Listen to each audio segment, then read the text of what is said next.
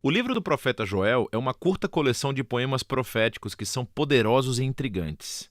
Joel é único entre os profetas por algumas razões. Primeiro de tudo, não há indicação explícita de quando esse livro foi escrito. É mais provável que no período de Esdras-Neemias, após o retorno do exílio, porque ele menciona Jerusalém e o templo, mas parece que não há reis. Também é único, já que Joel está claramente familiarizado com muitos outros livros das Escrituras.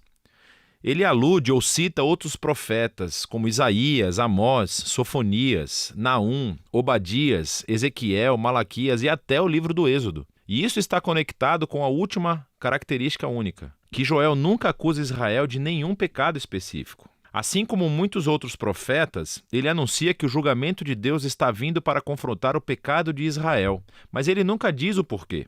Provavelmente porque Joel assume que, tal como ele, você já leu os livros dos profetas e você já sabe tudo sobre a rebelião de Israel.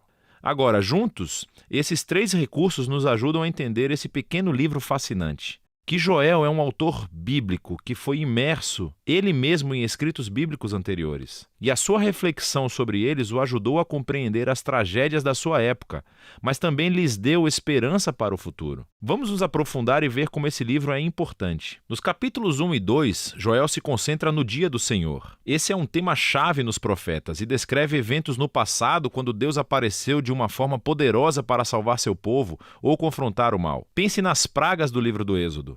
Mas o profeta viu nesses eventos passados como indicadores de uma época futura em que Deus voltaria a confrontar o mal entre o seu povo, mas também entre as nações, e traria a salvação ao mundo inteiro. E então, aqui, nos capítulos 1 e 2, Joel reuniu dois poemas paralelos que incidem sobre esse tema. Então, o capítulo 1 é sobre o dia do Senhor no passado. Ele começa anunciando um desastre recente, que um enxame de gafanhotos devastou Israel. E a sua descrição do enxame lembra o dia do Senhor contra o Egito. Lembre-se da 8ª praga de Êxodo, no capítulo 10. Exceto que desta vez os gafanhotos estão sendo enviados contra Israel. E assim, Joel pede aos presbíteros e aos sacerdotes que liderem o povo em arrependimento e oração. E Joel realmente se arrepende junto com todos os sacerdotes.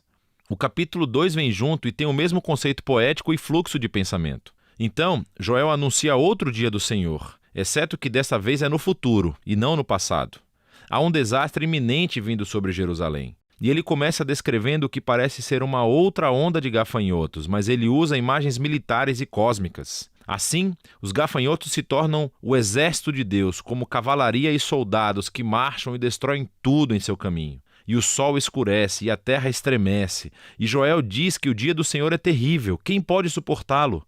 E assim, mais uma vez, Joel pede às pessoas que clamem e se arrependam. E ele diz como devem fazê-lo, entregando seus corações e não as suas roupas e retornando ao seu Deus. Em outras palavras, Joel sabe que o arrependimento pode ser apenas um espetáculo para se livrarem do problema. E ele diz que Deus não está interessado nisso. Ele quer uma mudança genuína para que seu povo pare com seu egoísmo e maldade. E então, Joel diz por que Israel deve se arrepender. Porque Deus é gracioso e compassivo. Ele é lento na ira e cheio de amor. Ele cita aqui o livro do Êxodo sobre como Deus perdoou Israel depois que eles fizeram o bezerro de ouro. A partir dessa história, Joel aprendeu que a misericórdia e o amor de Deus são mais poderosos do que a sua ira e julgamento. E assim, ele conduz o sacerdote em atos de arrependimento e oração, pedindo a Deus que poupe o seu povo. Então, logo depois desses dois poemas, a cena muda. E temos uma breve narrativa sobre a resposta de Deus ao arrependimento de Joel e do povo. Então, Deus estava cheio de paixão por sua terra e tinha compaixão do seu povo. E Deus diz que ele vai reverter os efeitos devastadores desse dia do Senhor e transformá-lo de julgamento em salvação. Então, primeiro ele vai derrotar os invasores ameaçadores, que eram presumivelmente os gafanhotos, e ele desviará todos eles para a sua própria ruína. Então, ele vai restaurar a terra devastada e trazê-la de volta à vida, tornando-a abundante mais uma vez. E, finalmente, Deus diz que vai trazer a sua presença divina entre o seu povo. Ela se tornará real e acessível a todos. Agora, até esse ponto, os poemas contam uma história poderosa sobre Joel liderando Israel para ver como o pecado deles levou ao desastre e ao julgamento divino, e que, com o Deus da misericórdia, sempre há esperança. Mas Joel vê em todos esses eventos passados uma imagem do futuro dia do Senhor. E assim, na seção final do livro, Joel escreve mais 3 poemas que correspondem à resposta de 3 partes de Deus. E ele entrelaça imagens de outros livros proféticos e expande tudo para uma visão de esperança para toda a criação. E então, primeiro, a esperança da presença de Deus entre o seu povo se expande em uma promessa sobre como um dia no futuro o próprio Espírito de Deus, a sua presença na vida pessoal, preencherá não apenas o templo, mas todo o seu povo.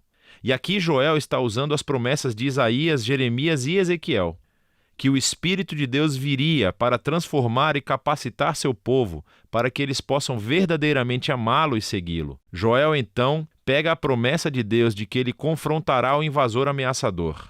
E Joel vê nesses gafanhotos devastadores uma semelhança com as nações violentas e arrogantes que devastam e oprimem as pessoas. E assim ele se baseia nas promessas de Isaías, Sofonias e Ezequiel sobre o futuro dia do Senhor, quando Deus confrontará o mal entre todas as nações e voltará a sua violência contra si mesmos, trazendo justiça para corrigir todos os seus erros.